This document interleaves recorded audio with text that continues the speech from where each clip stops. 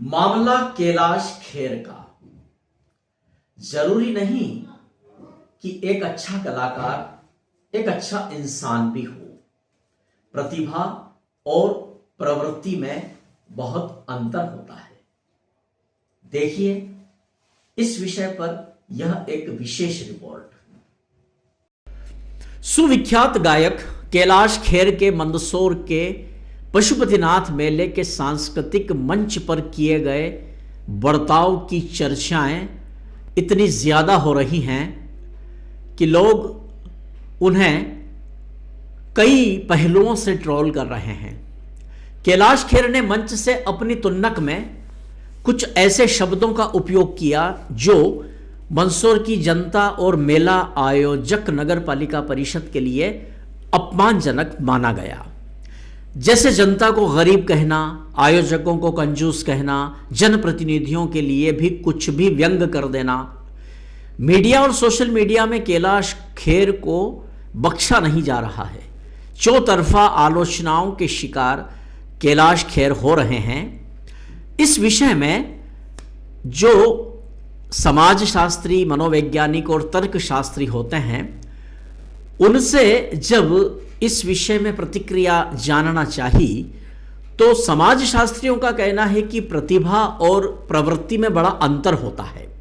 व्यक्ति के अंदर कला के तत्व और प्रतिभा है, यह उसका प्रारब्ध है, लेकिन उसकी प्रवृत्ति जरूरी नहीं कि उतनी ही अच्छी हो जितनी अच्छी उसकी प्रतिभा या कला है।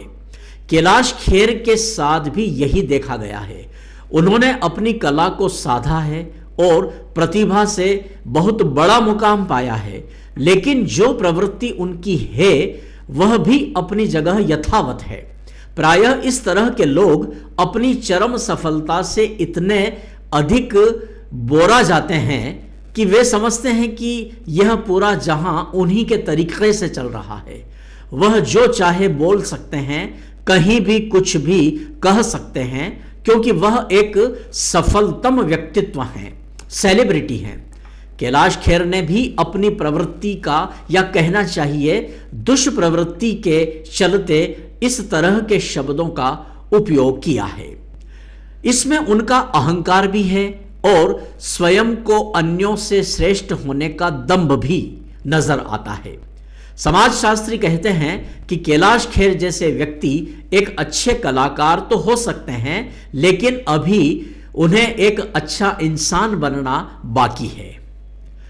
अब मनोवैज्ञानिकों की बात पर भी यदि हम गौर करें तो उनका कहना है कि इतने बड़े कलाकार का ऐसे शब्दों का प्रयोग करना और अपनों के आगे अन्यों को कुछ भी नहीं समझना और उनका उपहास करना, कहीं ना कहीं यह उनके फ्रस्ट्रेशन का भी एक कारण होता है।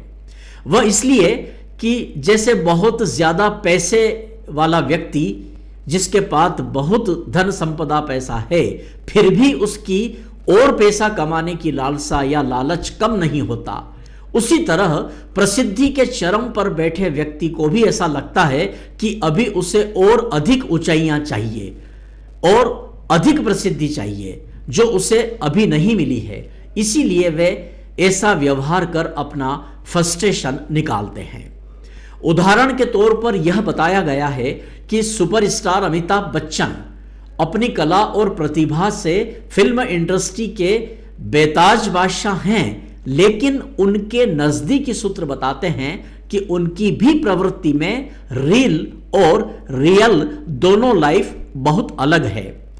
पर्दे पर वे जितने सुसंस्कृत, शालीन और बड़े ही सधे हुए और भारी आवाज के, आकर्षक व्यक्तित्व के और सहज सरल दिखने वाले कलाकार दिखते हैं, लेकिन वास्तविक जिंदगी उनकी अलग है।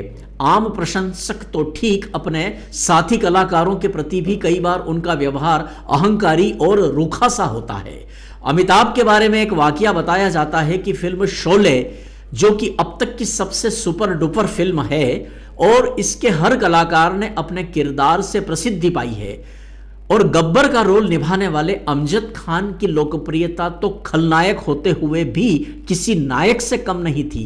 लेकिन बताते हैं कि शोले फिल्म के बाद अमिताभ बच्चन की बढ़ती सफलता ने उन्हें इतना आत्ममुग्ध और अहंकारी बना दिया कि अमजद खान को उनसे किसी काम से मिलना था, लेकिन 10 बार के प्रयासों के बाद भी अमिताभ ने उन्हें मिलने का समय नहीं दिया। यहां तक कि बंगले में जाकर मिलना चाहा तो बंगले में मौजूद होते हुए भी वो उनसे नहीं मिले।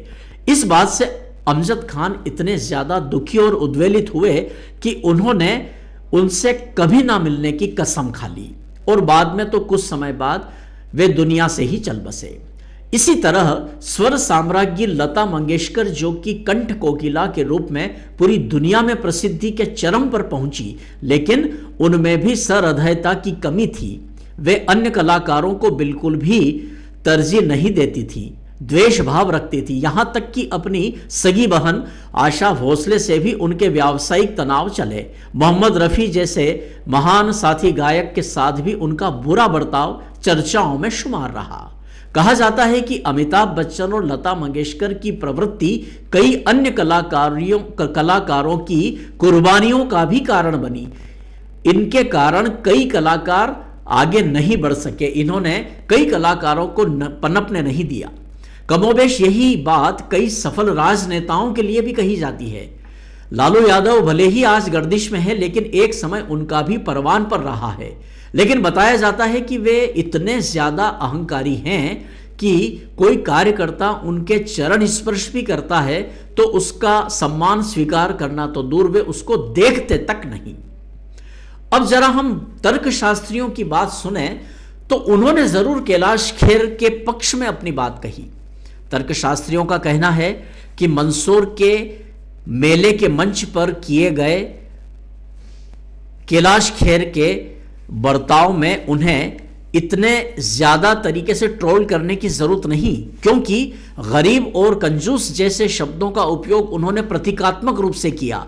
यानी ताली बजाने में कमी देखी तो ताली बजाने में गरीबी या कंजूसी ना दिखाएं, यह उन्होंने कहा।